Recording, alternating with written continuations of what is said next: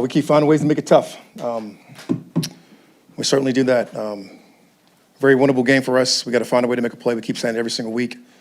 Somebody's got to make a play, step up at the end, whether it be offense, defense, or special teams, and had some opportunities and was not able to get away with it.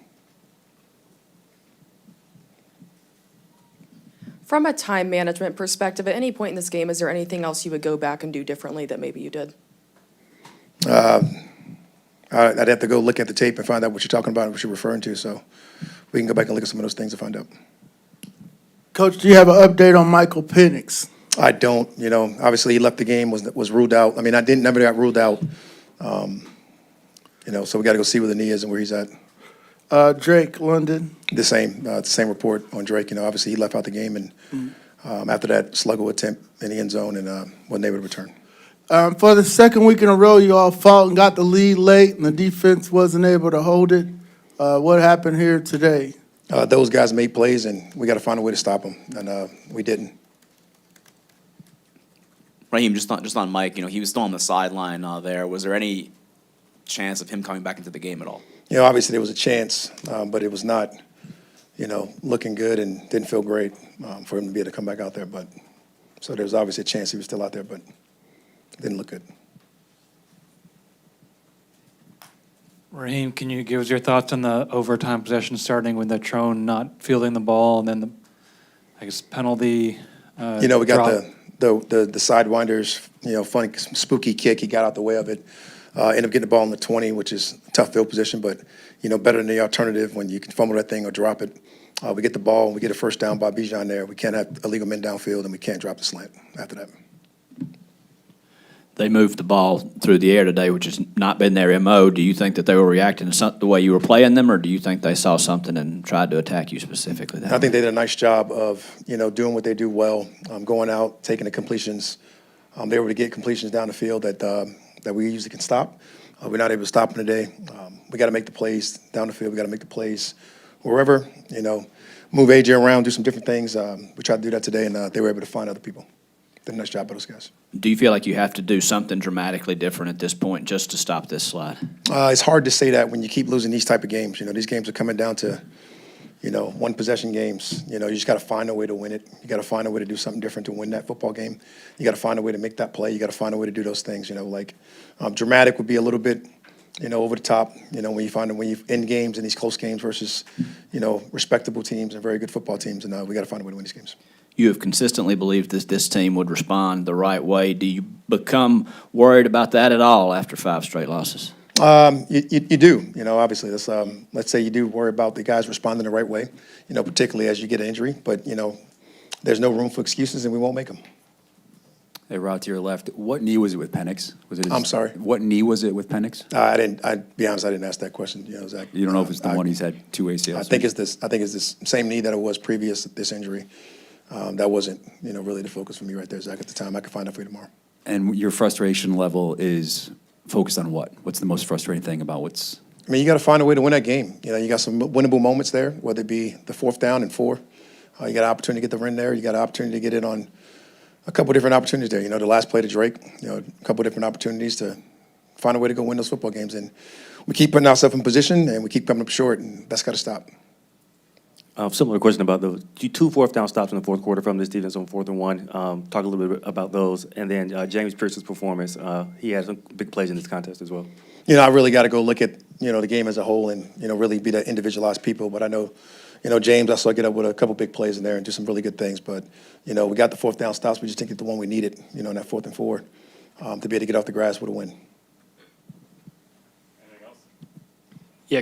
Coach, you guys had some things working in the first half, second half, different story. Was it a lapse in execution? Was there anything that kind of led to those inconsistencies that you saw? I know our quarterback went out, and we got to go find a way to execute with whoever.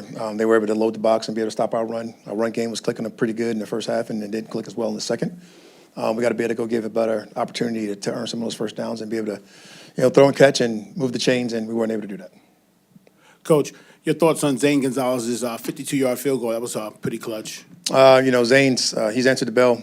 He's answered some problems right there, being able to make some of these field goals and be able to make the extra points and make it look clean. Be able to go out there and do those things. Very proud of the way he's been performing, and he's looked good the last few weeks. Coach, right here on your left. It looked like Ronnie Harrison came in there, had a pretty good day today in place of J.D. Bertrand. What did you make of the rotation there in that room and then of his performance today? Again, with the individual performance, you always got to go look back at it. Right now it stands out the play that we missed, right there in the overtime, and we got to make that play. But obviously he made some critical plays. I seen a knockdown pass. He was able to rush the passer really well, able to chase really well, run hard, play hard. That's what he's been doing since he's had his opportunities, whether it's in special team, defense, or whatever the case may be. So we'll go back and watch the tape and be able to, praise some of the guys that played really well yesterday. But right now, we got to find a way to win the football game. When you have to switch from Penix to Cousins, how does that affect play calling and what effect does it have on the offense as a whole? Obviously you got to, when it affects your play calling for sure. When you change quarterbacks, and you got to do what that quarterback does well. So we'll go find out what Kirk does well this week. I'm sure he'll have some input on it, and so will, Zach and those guys will work together, depending on what happens with Michael, and we'll be able to figure those things out when we get closer to practice on Wednesday. Raheem, I know you're frustrated. We've heard repeatedly, we can't have this, we got to fix that.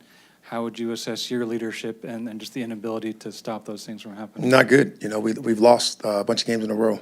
In tight moments, and you got to find a way to win those games, man. It definitely is on me. There's no such thing as a losing team. There's only a losing leader, and I'm the leader, and we lost.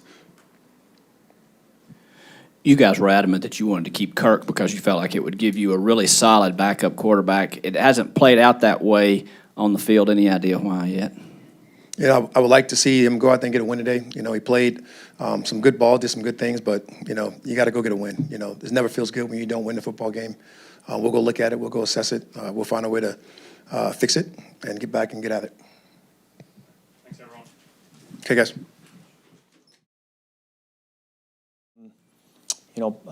Guys played hard in all three phases. There was great effort.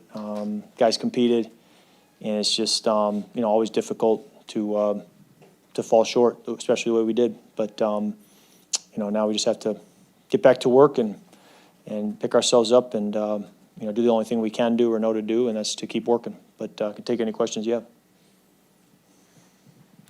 Yeah, Kirk, we saw when Mike was out, you started grabbing the iPad or some stuff in front of the blue stuff as you were getting ready, preparing. What happens when that light goes on and, hey, I'm going to have to get out there and do this?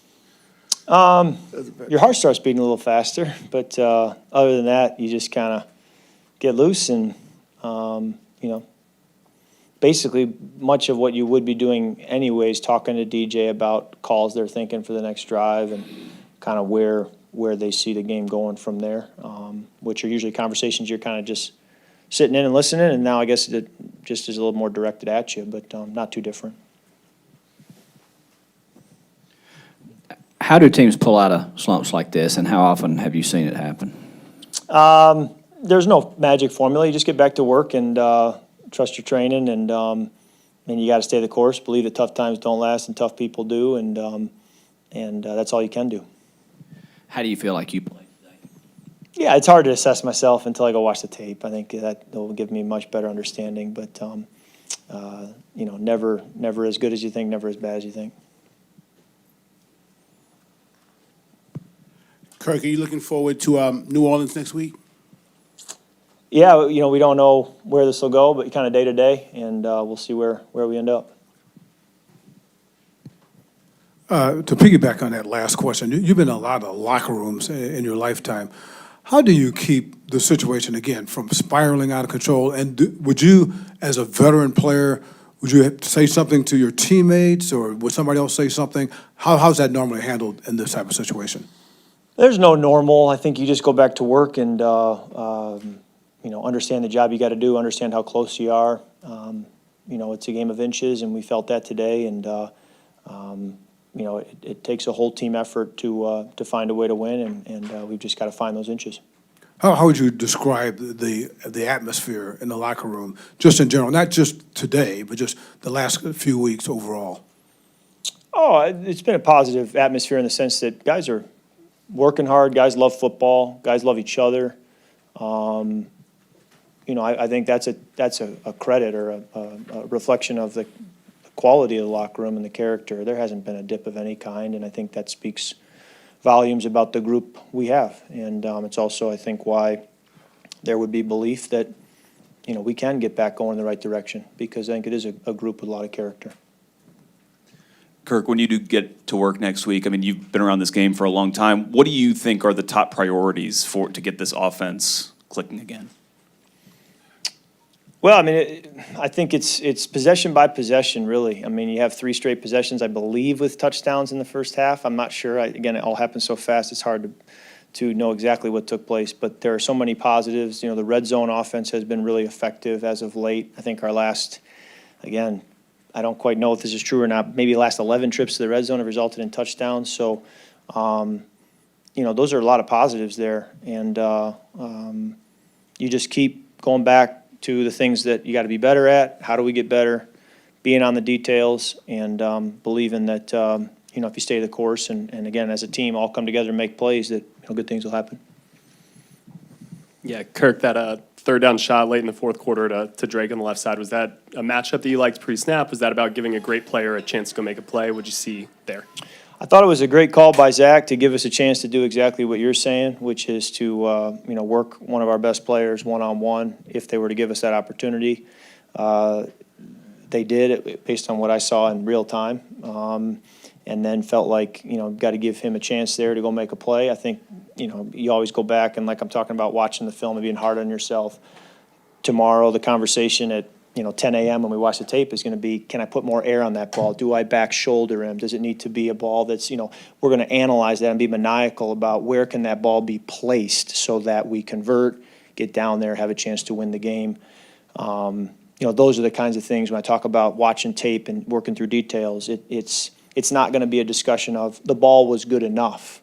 It's the opposite. It's the ball may have been good. How does it be great? How do we get that ball to be perfect?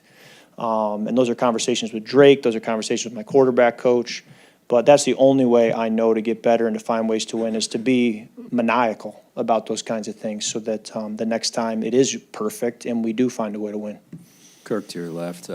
When you were warming up, it looked like before you went in, you said a quick word to Michael. What did you tell him? What are you talking about? Well, he went straight to the blue tent. And so I just wanted to touch base with him to understand, how you're feeling, you're in a lot of pain, that kind of a thing, just trying to, hear where he's coming from. And quick follow-up on Ra says, it starts with me. I take the blame. It's on, he's always a glass half full guy, right? He's always. Oh, yeah. Have you seen through this 5-game stretch, a little hitting in his step and his communication to you guys in terms of keeping that positivity, knowing that he's publicly taking the blame for this? I think this 5-game stretch, he's been his true colors, which is who he is. He's resilient. He's built for this, and he is a glass half full person, and I think it makes it a positive place to come into work. And he's a coach that you want to win for, you want to play well for, because you feel like he's in your corner and he's giving you what you need to be successful. Okay, thank you.